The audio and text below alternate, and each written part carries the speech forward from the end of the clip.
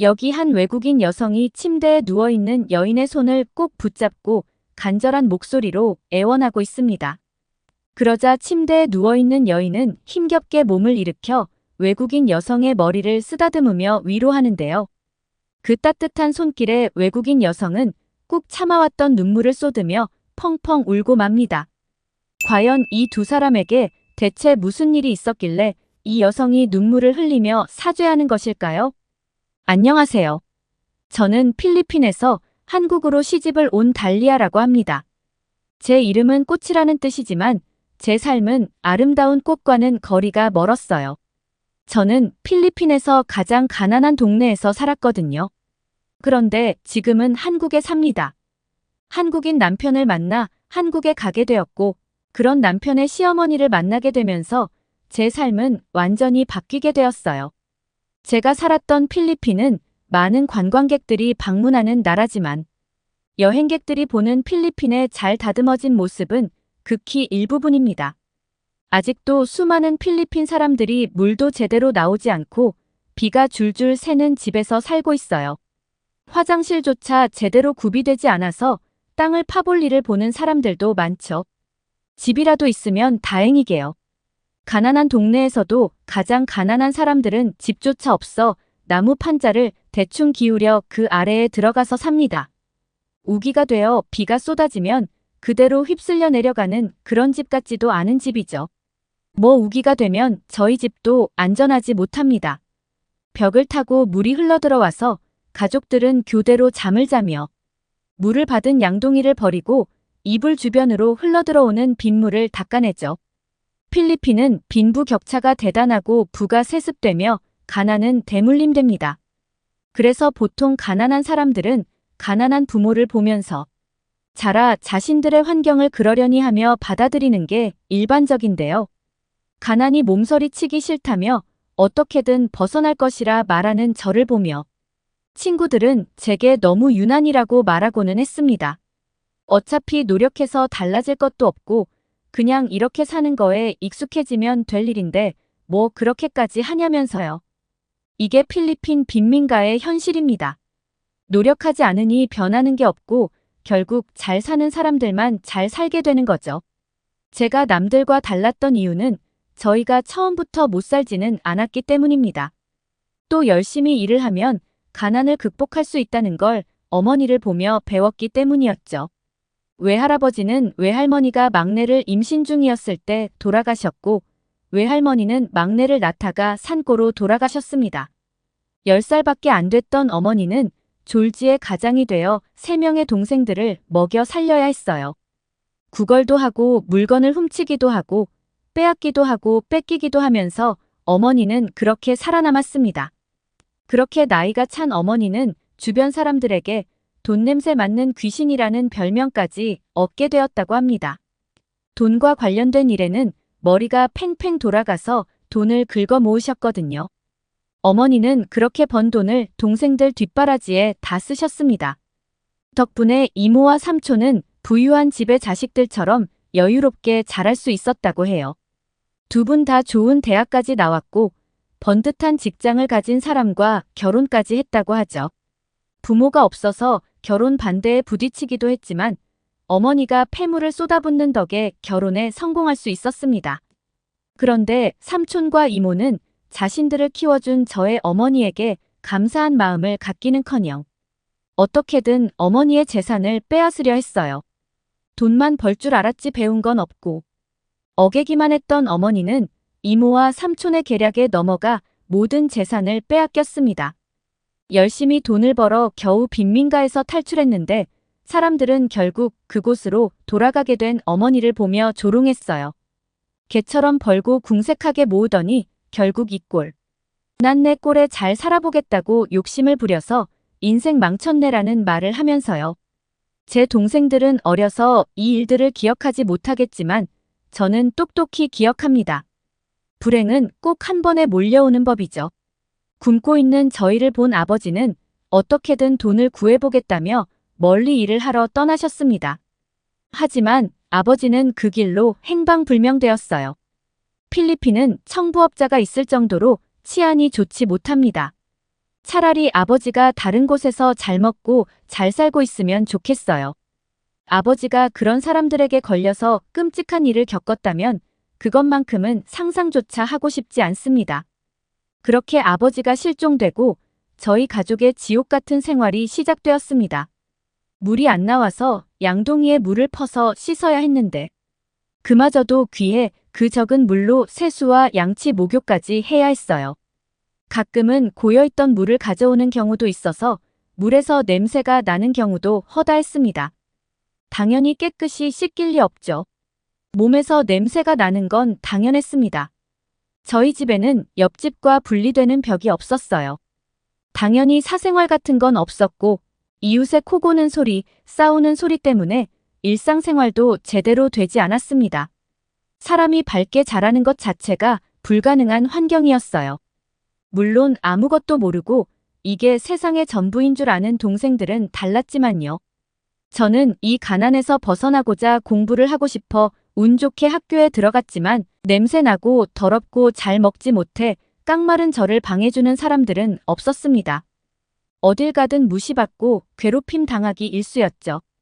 더 슬펐던 것은 저를 보며 코를 막고 인상 찡그리는 사람들을 이해할 수밖에 없었던 현실이었습니다.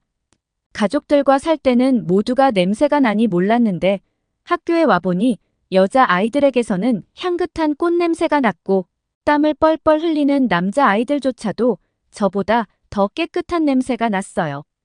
이런 저를 누가 환영해 줄 수 있을까요?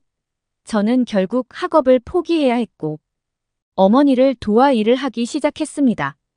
어머니가 예전과 같이 돈을 버는 능력을 가졌다면 금방 살림살이가 좋아졌을 수도 있지만 어머니는 동생들에게 배신당한 충격에 쓰러지신 적이 있었습니다. 그 이후로는 간단한 일을 하는 것도 버거워하셨어요. 그래서 제가 함께 돈을 벌어도 상황이 그렇게까지 좋아지지는 않았습니다. 그나마 깨끗한 물로 씻을 수 있게 되었다는 것 딱 그 정도네요. 그렇게 성인이 되었고 도시로 나가 여행객들이 많이 오는 식당에서 일하게 되었습니다. 임금이 훨씬 셌거든요. 그렇게 몇 개월 정도 일을 했습니다. 그러던 어느 날 밥을 먹고 가게를 나갔던 여행객이 퇴근을 하는 제 앞에 나타났어요. 저는 경계했습니다. 필리핀 여자를 가볍게 보고 접근하는 여행객들이 꽤 많았기 때문이었죠. 여행하는 동안 애인처럼 데리고 다니면서 여행을 마치면 함께 데려가겠다고 말해놓고 흔적도 없이 사라지는 사람들도 많았습니다. 그래서 저는 개인적으로 말을 걸어오는 여행객들을 무척 경계했어요. 아니나 다를까 제 앞에 나타난 여행객은 제 번호를 물어봤습니다. 저는 핸드폰도 없다고 말하며 지나쳤어요. 그런데 그 여행객은 그 다음 날에도 저를 찾아왔습니다. 솔직히 하룻밤 상대를 찾는 것이라면 이렇게까지 할 이유는 없었어요. 제가 엄청나게 예쁘거나 몸매가 좋은 것도 아닌데 저에게 이렇게까지 정성을 쏟을 이유도 없었죠. 이게 며칠씩이나 반복되니 저도 호기심이 생겼습니다. 그 사람은 여행객이 아니라 한국에서 파견 나온 직장인이었어요. 그리고 저에게 자기가 정말 이런 사람이 아닌데 첫눈에 반했다면서 그냥 지나가면 평생 후회할 것 같아 말을 걸었다고 했죠. 솔직히 한국 남자는 모든 필리핀 여자의 선망의 대상입니다. 아시아 남자들을 통틀어서 가장 호감형으로 생겼고 키도 크고 무엇보다 잘 꾸미거든요. 깨끗한 건 당연하고요. 필리핀 남자들은 깡마르고 좋지 않은 냄새가 나는데 그 사람은 달랐습니다. 또 굉장히 젠틀했어요. 가난한 나라에서 아르바이트나 하는 저에게 무척 예의 바르게 굴었습니다. 이건 아니라는 생각과 경계심이 여전했지만 저는 그 사람에게 마음이 쏠렸고 저는 6개월 동안 연애를 했어요. 제가 그 사람에게 마음을 연 결정적인 계기는 그 사람이 제가 허락할 때까지 제 몸에 손끝 하나 되지 않았다는 것이었습니다. 본인이 한국으로 돌아가기 전까지요. 제가 이 부분을 경계한다는 것을 알았던 것이죠. 그는 한국에 돌아가기 전날 저에게 한국으로 함께 가는 게 어떻겠냐 말했습니다. 동생들 뒷바라지를 하는 게 걱정이라면 자신이 도와줄 테니 결혼하고 한국에서 같이 살자면서요. 갑작스러운 프러포즈를 받은 저는 시간을 달라 말했습니다. 그는 한국으로 돌아갔고 저는 깊게 고심한 끝에 한국행을 결정했어요. 그는 자신이 한 약속을 전부 지켰습니다.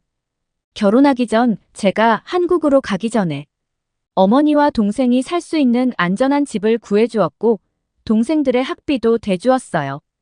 이 때문에 주변 사람들로부터 돈 때문에 한국으로 팔려간다는 이야기까지 들었지만 괜찮았습니다. 그가 저를 진심으로 사랑하고 있다는 걸 알고 있었으니까요. 저는 제 결혼 생활이 이렇게 평생 행복할 줄로만 알았습니다. 그런데 시어머니가 나타나면서 이 모든 행복이 와장창 깨져버리고 말았어요. 시어머니는 저를 처음부터 마음에 들어하지 않아 하셨습니다. 저에게 대놓고 왜 한국까지 시집을 와서 여러 사람 마음 불편하게 해라고 말을 하거나 동남아 사람들은 게으르다는데 그게 사실이냐는 말까지 하셨습니다. 너무 자존심 상하고 속상했어요. 남편에게 이 이야기를 하면 남편은 어머니가 자신의 국제 결혼 사실을 상상하지 못했어서 당황하신 것뿐이라며 어머니를 조금만 이해해달라는 말만 했습니다. 제가 미국이나 유럽에서 온 사람이었다면 어머니가 이런 반응을 하지는 않으셨을 것이라고 생각했지만 차마 입 밖으로 내뱉지는 못했어요. 어머니는 무척 엄하고 무서운 분이셨거든요.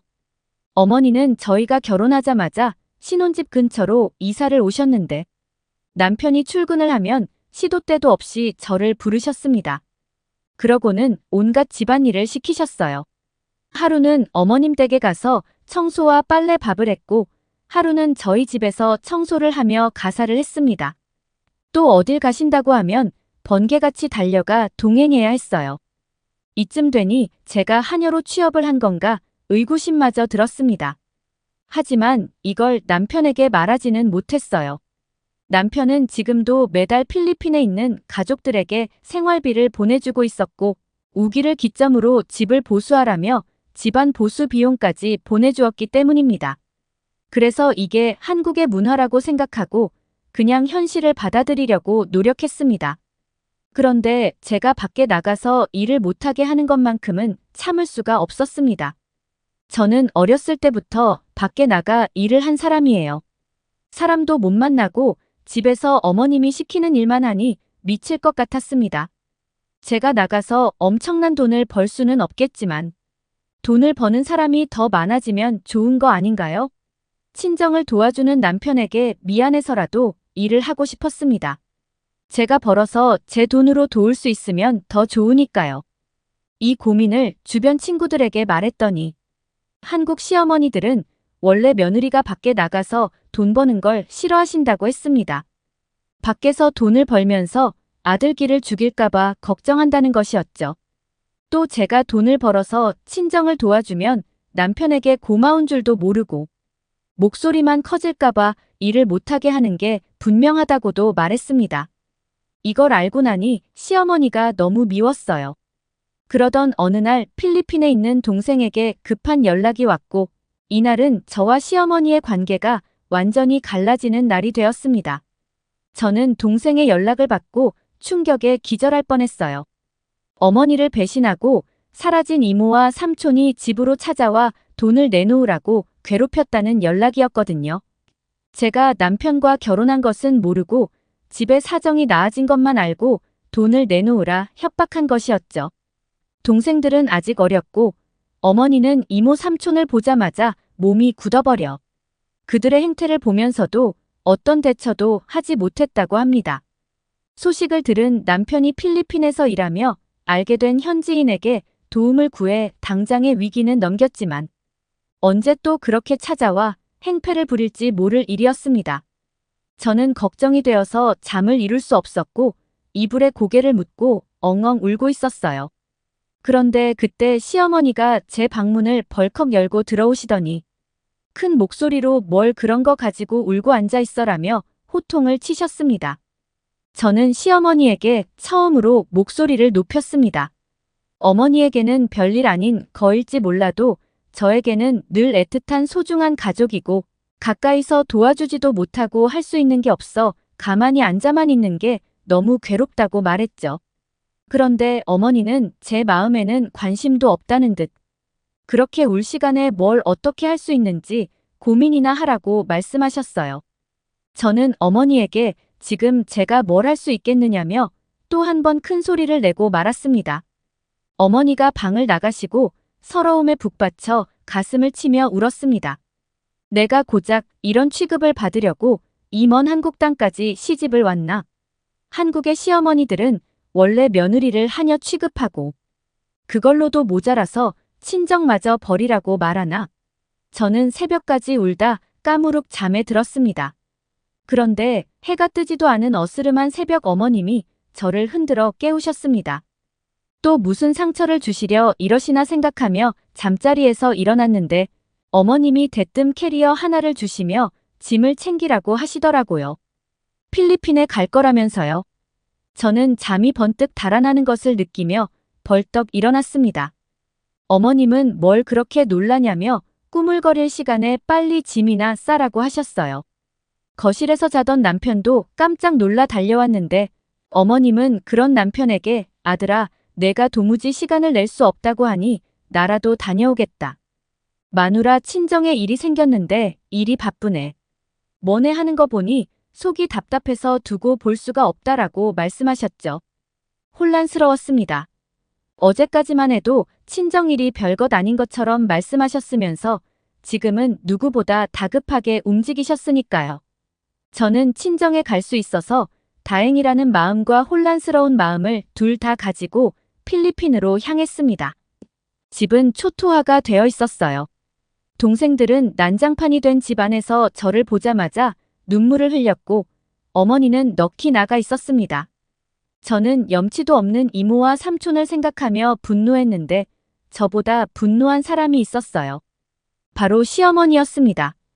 시어머니는 사람이 어떻게 이런 짓을 저지를 수 있냐면서 친정 어머니에게 달려가 다치신 곳은 없는지 살폈고 집안 곳곳에 흩어져 있는 물건들을 치우기 시작했습니다. 시어머니는 패닉 상태에 빠진 저와 친정 가족들 대신 온 집안을 싹싹 청소하셨어요. 제가 도와드리려고 나서자 가족들부터 챙기라며 제 도움을 극구 거절하셨죠. 그렇게 다음 날이 되고 다시 찾아올 것이라 경고했던 이모와 삼촌은 또다시 친정의 문을 두드렸습니다. 제가 나가자 그들은 매우 반가운 기색을 표하더군요.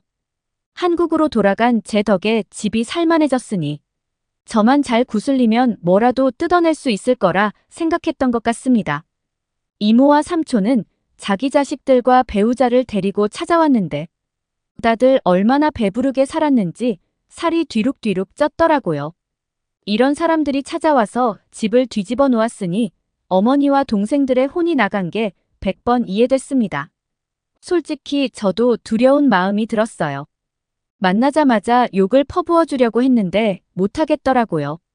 그들은 제가 주춤하는 게 느껴지자 이때다 싶어 달려들었습니다. 꼼짝없이 밀려 집 안으로 뒷걸음질을 치려던 그때 누군가가 저를 뒤로 낚아챘어요. 시어머니였죠. 시어머니는 저를 자신의 등 뒤로 숨기시고는 크게 소리를 치며 화를 내셨습니다. 이 사람은 누구냐며 저를 몰아붙였는데 시어머니는 저를 여전히 보호하며 내 며느리한테 신경 끄고 자기와 대화하라며 버럭버럭 화를 내셨죠. 당연히 그들은 시어머니의 한국말을 이해하지 못했겠지만 저는 그런 시어머니의 모습에 소름이 돋으면서도 좋았습니다. 시어머니가 큰 소리를 내면 항상 무섭다는 생각만 들었는데 얼마나 통쾌했는지 모릅니다. 시어머니는 경상도 사투리가 굉장히 강한 분이세요. 필리핀 사람들 입장에서 이런 사투리를 들으면 무슨 뜻인지 이해를 못해도 공포심을 느낄 정도였죠. 이모와 삼촌의 가족들은 입 한 번 제대로 떼보지 못한 채 도망치듯 떠났습니다. 저에게 한 소리라도 하려고 하면 시어머니가 어디 남의 집, 귀한 딸한테 헛소리냐며 호통을 치시는 덕에 저와도 대화 한 번 못 해보고 말이죠. 그날 밤 시어머니가 저를 불러내셨습니다. 그러고는 갑자기 눈물을 흘리셨어요. 어머님은 새어나오는 눈물을 꾹 참으려고 하셨지만 감정이 격해지셨는지 그마저도 힘들어 하셨습니다. 시어머니는 연신 눈물을 닦으며 저에게 이런 곳에서 살아왔던 거냐고 물어보셨어요. 저는 남편을 만나기 전에 살았던 환경을 설명하며 이 정도는 많이 나아진 거라 말씀드렸죠. 어머님은 충격을 금치 못하셨습니다. 생각했던 것보다 더 열악한 환경이었기 때문이었죠. 시어머니는 멀리 시집간 딸 마음 불편할까봐 이런 상황에 처해 있으면서도 도와달란 연락 한 번 못했던 친정 어머니에게 너무나 죄송하다고 말씀하셨습니다.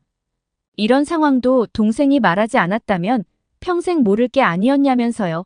저는 확신했습니다. 제가 시어머니에 대해 많은 것을 오해하고 있다는 것을 깨달았습니다. 시어머니는 필리핀에서 지내시면서 저희 가족에게 좀 더 좋은 집을 마련해 주셨어요. 치안 때문이었죠. 보는 사람들도 많고 경찰들도 오고 다니는 곳이었다 보니 훨씬 안전한 곳이었습니다. 이뿐만 아니라 집을 구하고 청소하고 짐을 옮기는 것도 전부 도와주셨어요. 무릎이 안 좋아서 앉았다 일어나는 걸 힘들어 하시면서도 무릎을 꿇고 걸레질을 하고 허리가 안 좋으신데도 물건을 번쩍번쩍 들어 옮기셨습니다. 물론 말은 여전히 툴툴거리셨어요. 며느리 집 와서 이 고생을 하는 건 나밖에 없을 거라고 하거나 시어머니가 뭘 옮기고 있으면 빠릿빠릿하게 움직여야 하는 거라고 잔소리도 하셨죠. 평소라면 이 말이 듣기 싫었을 텐데 이제는 그 말이 듣기 싫지 않았습니다. 그렇게 시간이 지나 한국으로 돌아왔고 저는 돌아온 지 3일째가 되던 날 필리핀에 있는 내내 생각하고 있었던 마음을 시어머니에게 표현했습니다. 정말 감사하고 어머님 덕분에 이 일을 해결할 수 있었다고요. 그리고 죄송하다는 말도 덧붙였습니다. 제가 시어머니를 얼마나 오해하고 있었는지 죄송한 마음을 표현하고 싶었어요. 저는 시어머니가 그러면 알면 잘하라던가 그걸 이제야 알았냐며 큰 목소리로 잔소리하시면서 혼내실 줄 알았어요. 그런데 이번엔 그러지 않으셨습니다. 되려 제 손을 잡고 자기야말로 미안하다고 말씀하셨죠. 시어머니도 필리핀에 있는 내내 많은 생각을 하신 것 같았습니다. 시어머니는 일찍 남편을 여의고 시골에서 치열하게 살았던 분이세요. 여자 혼자 아들을 키우다 보니 점점 억척스러워졌고 예쁜 말 한마디 못하고 애정 표현도 못하는 여자로 평생을 살게 되었죠.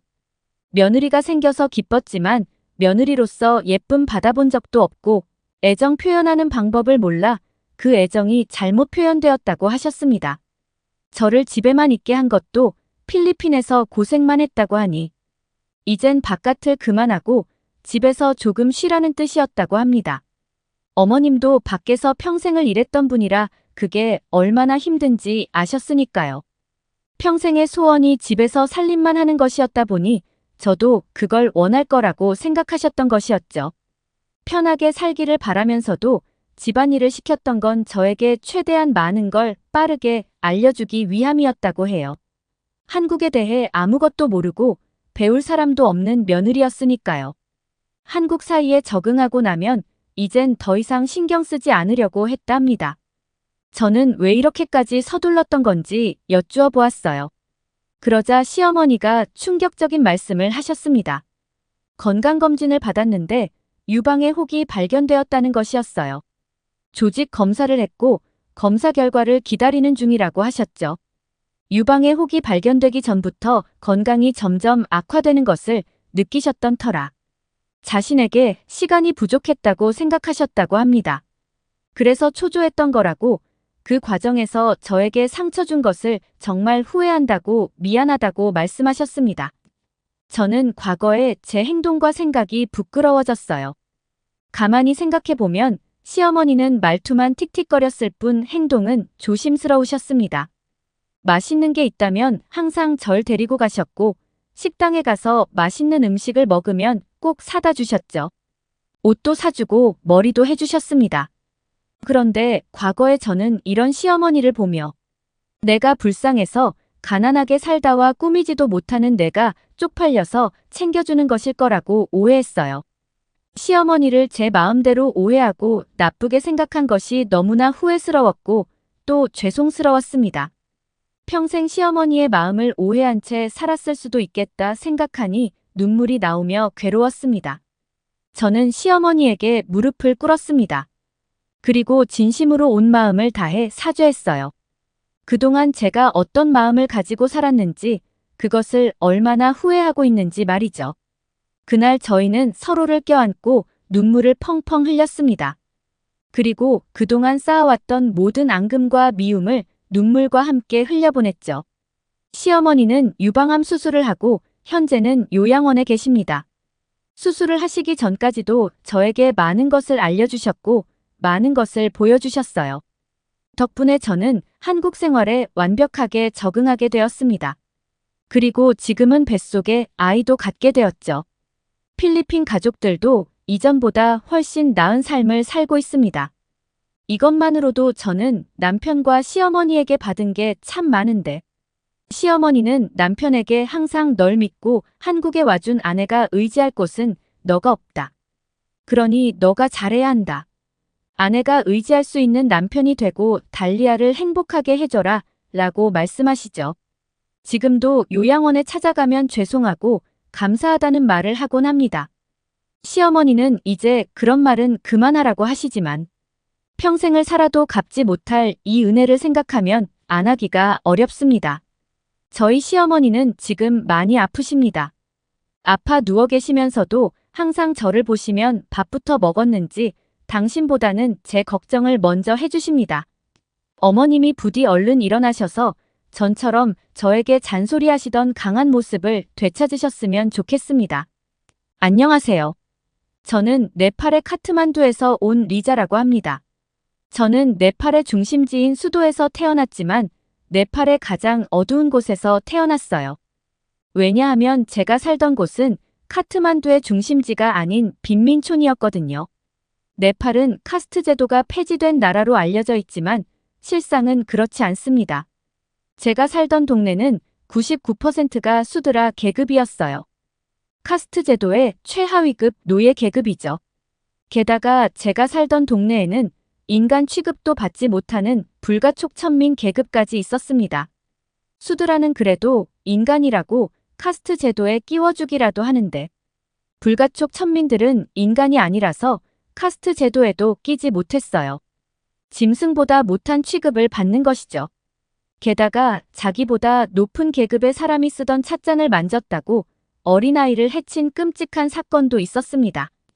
이제 제가 어떤 곳에서 살았는지 조금은 감이 오시나요? 이렇게 사연을 쓰는 지금은 카스트 제도라는 신분제가 얼마나 끔찍한 풍습인지 알고 있지만 네팔에서 살 때는 이게 문제라는 생각도 못했습니다. 다 그렇게 살고 있으니까요. 높은 신분의 사람들은 볼 일도 없고 고개를 들어볼 수도 없으니 이렇게 사는 게 당연하다고 생각했습니다. 인간이라면 교육의 기회를 누려야 한다고 하는데 네팔 정부는 저같이 미천한 수드라 계급에게는 그 기회를 주고 싶어 하지 않았습니다. 그나마 다행인 점은 다른 나라에게 보여주기식으로 학교를 하나 운영했는데 제가 운 좋게 그 학교에 다닐 수 있었다는 것이었어요. 물론 그것도 초등학교 4학년이 되기 전에 학교를 그만둬야 했지만요. 저뿐만 아니라 모든 여자아이들은 일찍이 학교에서 나와야 했습니다. 시집을 갈 준비를 해야 했거든요.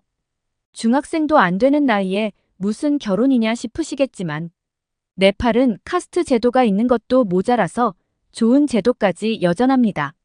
물론 대외적으로는 조은이 금지되었죠. 하지만 저희처럼 힘없는 노예 계급은 조은을 피할 수가 없었습니다.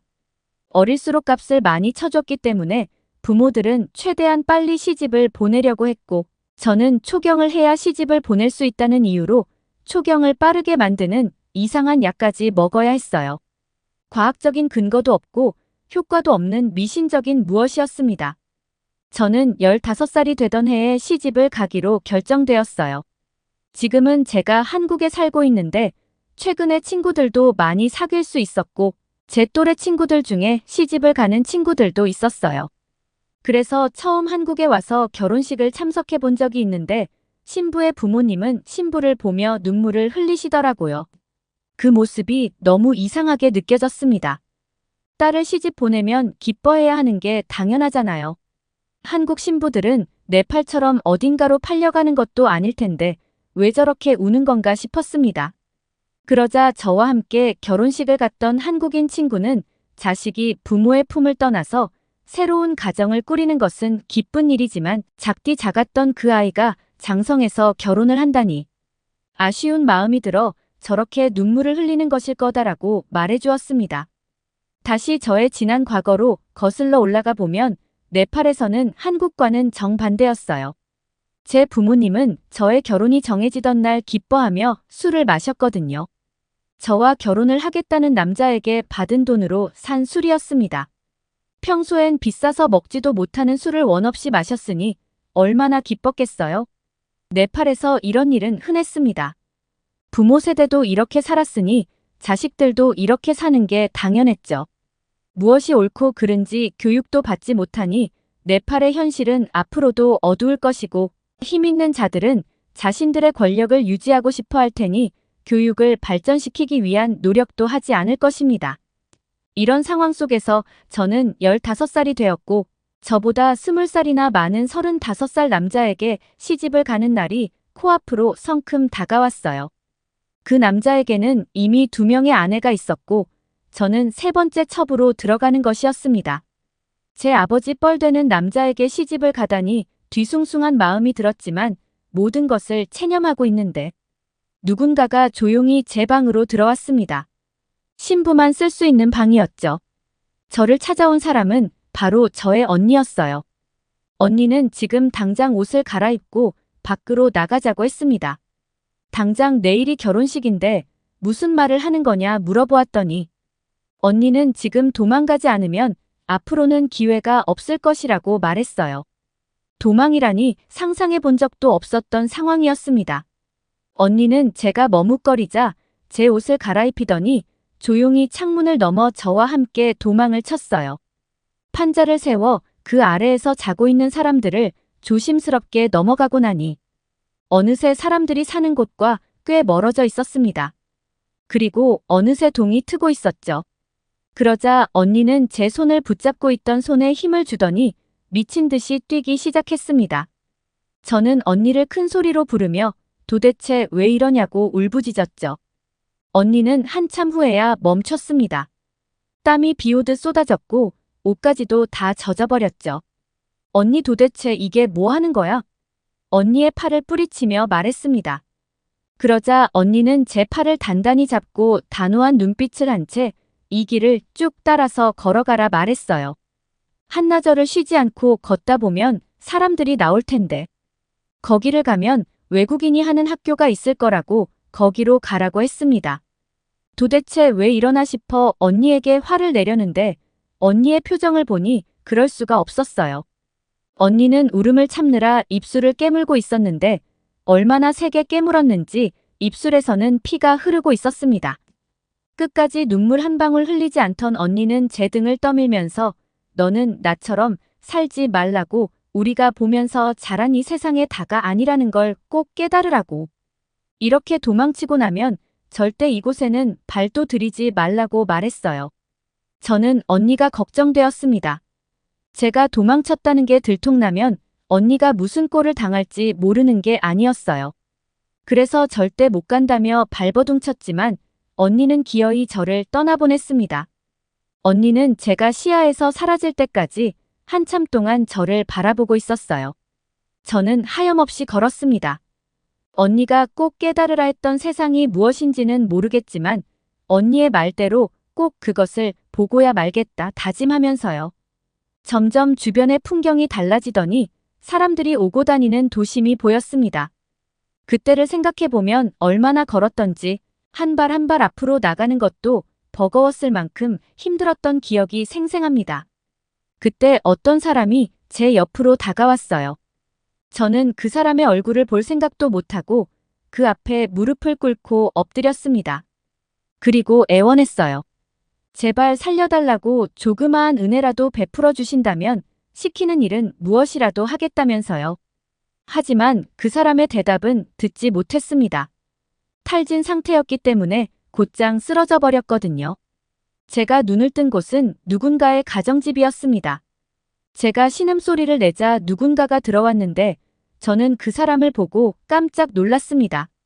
네팔 사람이 아니었거든요. 알고 보니 제가 발 아래 엎드려서 애원한 사람이 바로 이 외국인이었습니다. 외국 사람을 본 적이 없었던 저는 눈알만 대굴대굴 굴리고 있었는데 그 사람은 유창한 네팔어로 말을 걸어왔습니다. 자기는 한국이라는 나라에서 온 사람인데 네팔에서 여자 아이들을 위한 학교를 운영하고 있다고 하더라고요. 그때 만난 한국인 선생님으로 인해서 지금은 한국에서 살게 된 계기가 되었기도 했었어요. 한국인 선생님은 저의 사정을 알고는 저를 학교에서 함께 하자고 하셨지만 저는 학교에 다닐 돈이 없다고 말했습니다. 그러자 그 한국인은 그런 걱정하기 전에 우선 씻고 밥부터 먹는 게 어떻겠냐고 제안했어요. 저는 염치도 없이 배부르게 밥을 먹고 씻기까지 했습니다. 게다가 그 사람이 준 옷으로 갈아입기까지 했죠. 그 옷은 제가 평생 입은 옷 중에서 가장 좋은 옷이었습니다. 결혼 준비를 하며 입었던 신부 옷보다도 훨씬 좋았어요. 알고 보니 그 학교에는 저 같은 아이들이 많았습니다. 팔려갔다가 구출되어서 온 아이, 저처럼 결혼이 하기 싫어서 도망쳐온 아이, 부모를 잃고 방황하던 중에 들어온 아이 등등 기구한 사연을 가진 아이들이 많았습니다. 하지만 그곳은 무엇이 그리 재미있는지 한국인 선생님이 세운 학교에서 공부도 하고 행복한 시간을 보내고 있었고 저 또한 그렇게 적응했습니다. 그러던 어느 날 아침 학교가 평소와 달리 부산스러웠습니다. 선생님 한 분은 몰려있는 아이들을 건물 안으로 들여보내고 있었고 다른 선생님은 정문 앞에서 경찰들과 대화를 나누고 있었어요. 경찰이 오는 일은 꽤 흔했습니다. 웬 외국인들이 들어와서는 하층민네들을 걷어다 교육을 시킨다고 하니 별것도 아닌 걸로 신고하는 일들이 잦았거든요. 또 그런 일들이 빈번하게 종종 있다 보니까 그러려니 하고 대수롭지 않게 생각하는 게 일반적이었어요. 그때도 그랬죠. 별 생각 없이 공부를 하는데 선생님이 저를 부르시더니 목걸이 하나를 보여주셨습니다. 전 그 목걸이를 보자마자 뒤로 넘어갈 뻔했어요. 그 목걸이는 제 언니의 것이었거든요. 제가 떨리는 목소리로 이게 어디서 났냐 물으니 선생님은 오늘 누군가가 학교 앞에 쓰러져 있었는데 그것이 저와 똑같아서 보여준 거라고 하셨어요. 나중에 확인해 보니 그 사람은 제 언니가 맞았습니다. 당시 언니의 상태를 자세히 말씀드리지는 못하겠지만 언니는 살기 위해 그곳까지 찾아온 게 분명했어요. 가끔 언니가 생각나곤 합니다. 지금 전 한국에서 이렇게 잘 지내는데 언니랑 함께였으면 얼마나 좋았을까 하는 생각이 불현듯 날 때가 많이 있습니다. 옛 기억을 더듬으며 글을 쓰면서도 언니가 너무 보고 싶습니다. 저는 그렇게 언니를 보내주었습니다. 한동안은 밖으로 나오지도 못했어요. 언니가 쓰러져 있었던 그곳을 바라보기만 하면 눈물이 쏟아져 숨도 쉴 수 없었죠. 제가 너무 힘들어하니까 보다 못한 선생님께서는 네팔에 있는 다른 곳으로 저를 보내셨습니다. 다른 한국인이 운영하는 학교였죠. 조금 다른 점이 있다면 기술을 배우는데 좀 더 초점을 둔 곳이었어요. 그렇게 1년 정도가 지났을 때 첫 번째 학교에 선생님이 찾아오셨습니다. 지금 있는 곳에 원장님이 말씀하시길 저를 더 좋은 곳에서 교육을 시키고 싶은데 이곳은 직업교육에 초점을 맞추고 있어 제게 더 나은 교육을 해주기가 어렵다고 하셨다 해요. 그렇다고 첫 번째 학교로 갈 수는 없는 노릇이었습니다. 그곳은 제 트라우마가 된 곳이니까요. 첫 번째 학교 선생님이 제안하신 것은 너무나 놀라운 일이었습니다. 저는 제 귀를 의심했어요. 선생님은 제게 한국으로 가서 공부를 하는 게 어떻겠냐 말씀하셨거든요. 그 선생님도 저와 비슷한 일을 겪으셨다더라고요. 하나뿐인 동생을 교통사고로 잃었던 적이 있는데 늘 그게 가슴에 매여 있었던 모양이에요. 어린 나이 부모와 이별하고 저를 구해준 언니마저 제가 잃었던 아이라는 생각이 유독 저에게 마음이 많이 쓰이셨고 다른 아이들과는 조금 다르게 친딸처럼 아껴주셨습니다. 비록 한국어는 선생님에게 배운 간단한 인사뿐이었지만 저는 한국으로 가겠다고 꼭 가고 싶다고 말씀드렸습니다. 어린 시절 저를 구해줬던 그 한국인 선생님 덕분에 수드라. 계급의 하층민 소녀가 네팔을 떠나 한국이라는 선생님의 나라로 갈 수 있게 된 것이었고, 그때 당시에 손까지 떨렸을 만큼 뭔가 모르게 저여왔던 마음이 기억이 납니다. 그런데요, 한국인 선생님과 함께 한국으로 가기로 했었는데 선생님과 한국행에 같이 오르지 못했었어요. 지금도 무엇 때문에 그렇게 되었는지는 사실 저는 잘 몰라요. 갑자기 경찰서에 출석 연락이 오더니 경찰서에 억류되었습니다. 저는 불안했어요. 금방 풀려날 거라 생각했던 선생님이 며칠째 못 돌아오셨거든요. 결국 아내 되는 선생님은 제게 먼저 한국에 들어가 있는 게 어떻겠냐고 하셨습니다. 도움을 줄 사람이 있으니 너무 걱정은 말라면서요.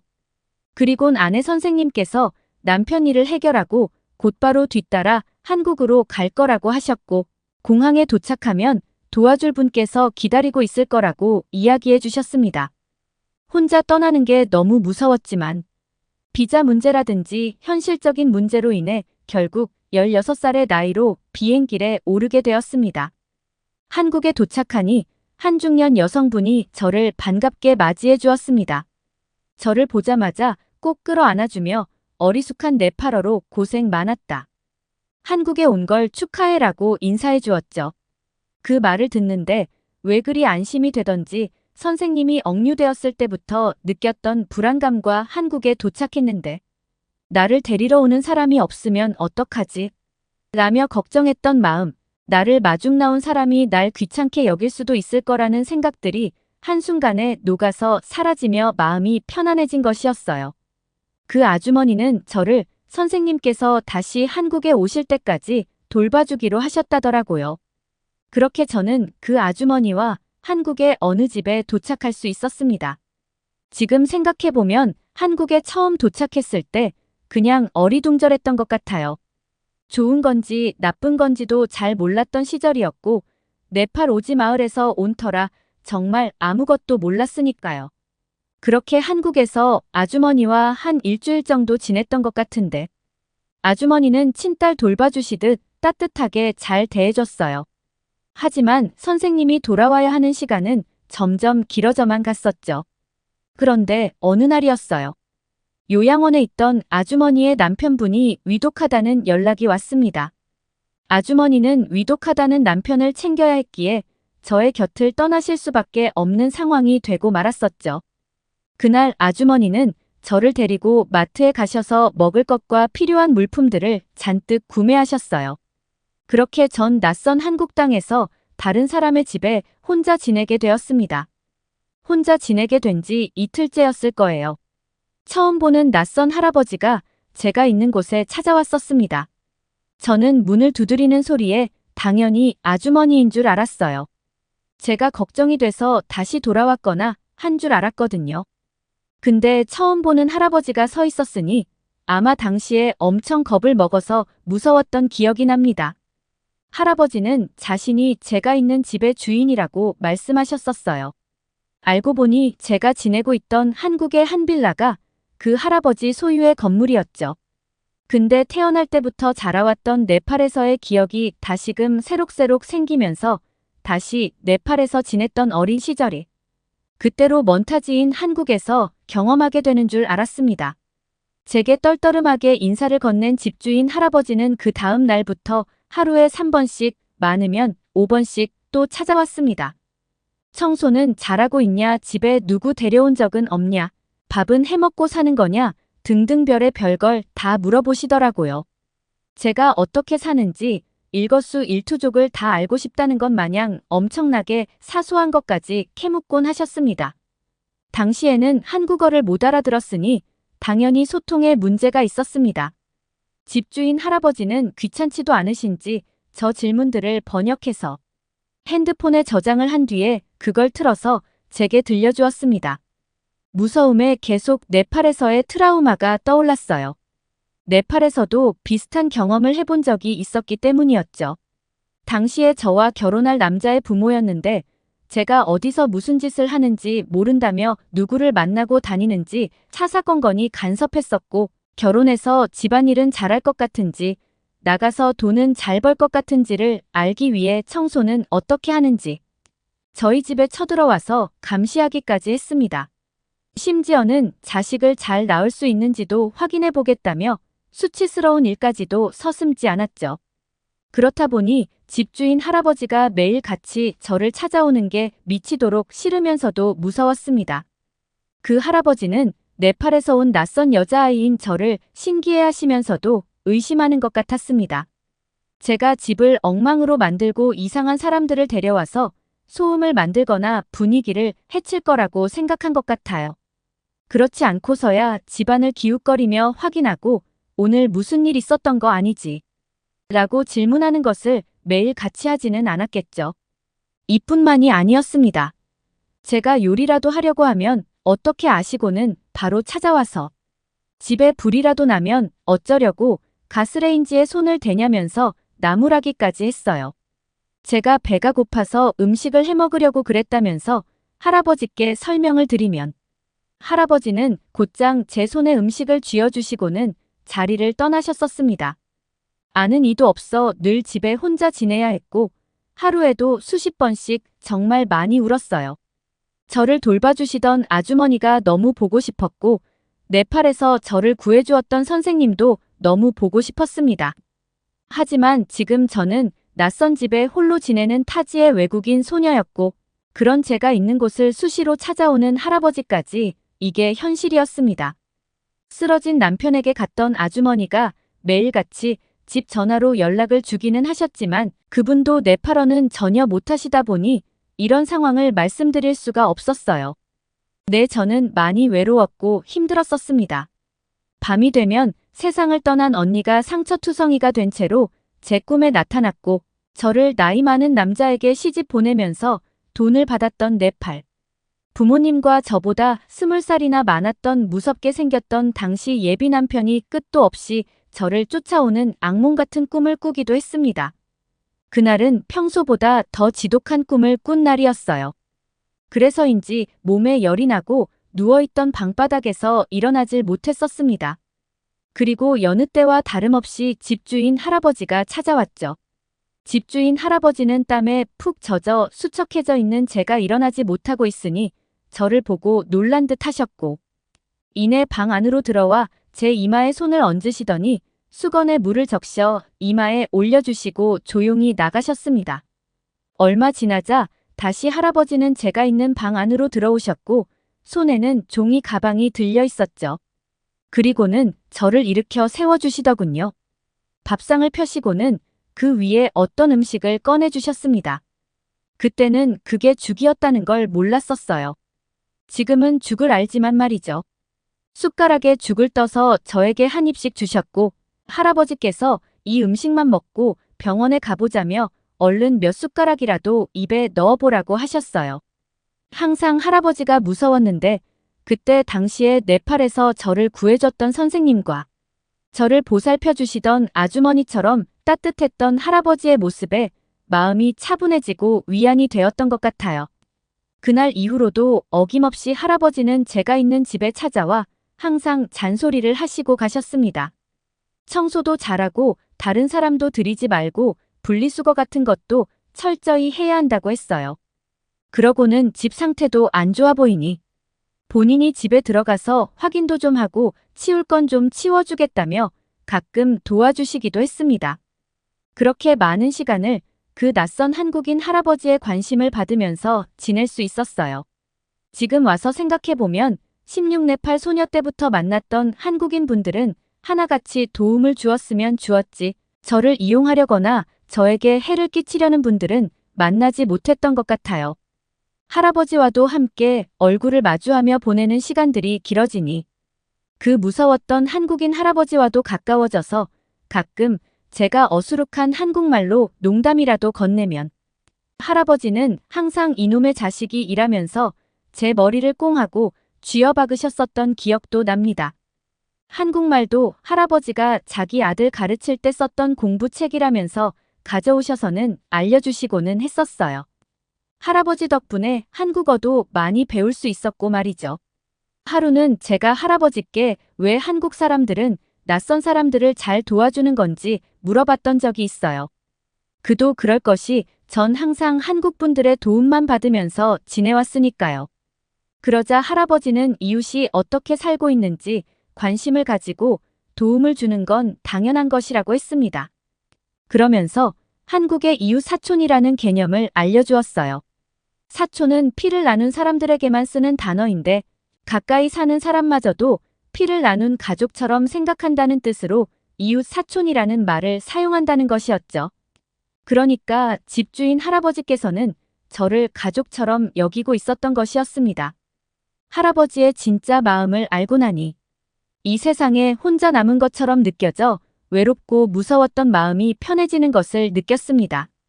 그날 이후로 할아버지와 함께 한국의 전통시장도 돌아다니고 맛있는 게 길에서 팔거나 하면 항상 할아버지는 저에게 음식을 사 먹이시곤 했었습니다.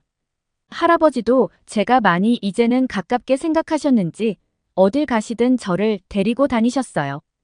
그러면서 물건을 사는 법, 돈을 세는 방법, 꼭 필요한 생필품들을 알려주시고 고향이 그리울 때면 해먹을 수 있게 네팔 음식을 사는 거나 재료를 구할 수 있는 상점을 알아봐 주시기도 하셨죠.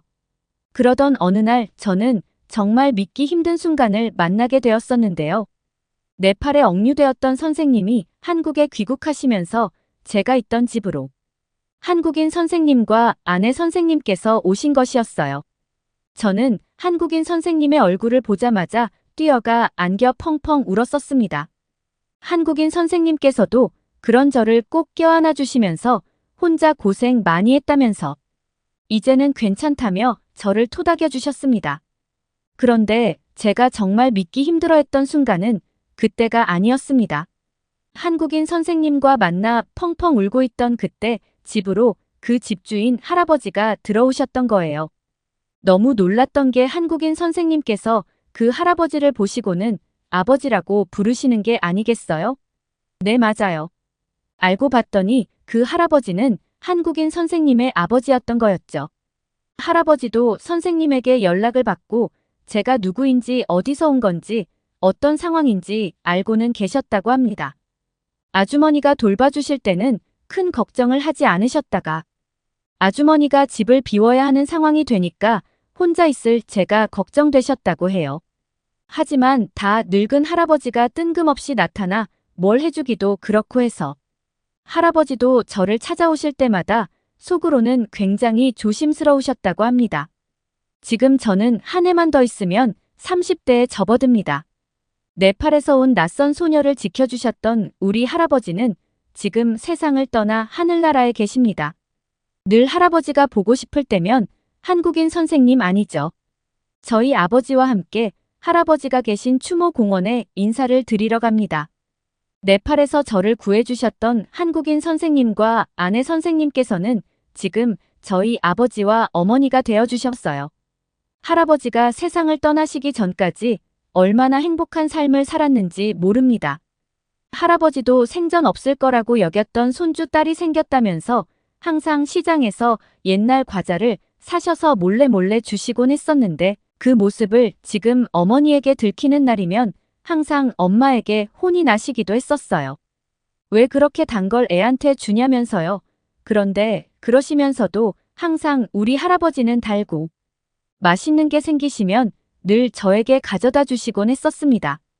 엄마한테 들켜 할아버지와 제가 혼이 날 때면 할아버지와 저는 손잡고 엄마를 피해 도망가면서 배꼽이 빠져라 웃었던 기억들도 제 머릿속에 고스란히 남아 있습니다. 네, 오늘 사연은 일단 여기까지고요.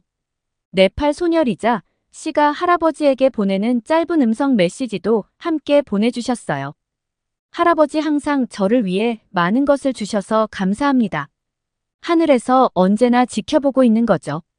오늘따라 할아버지가 많이 보고 싶어요. 거기서도 늘 아프지 말고 항상 행복해야 해요. 알았죠?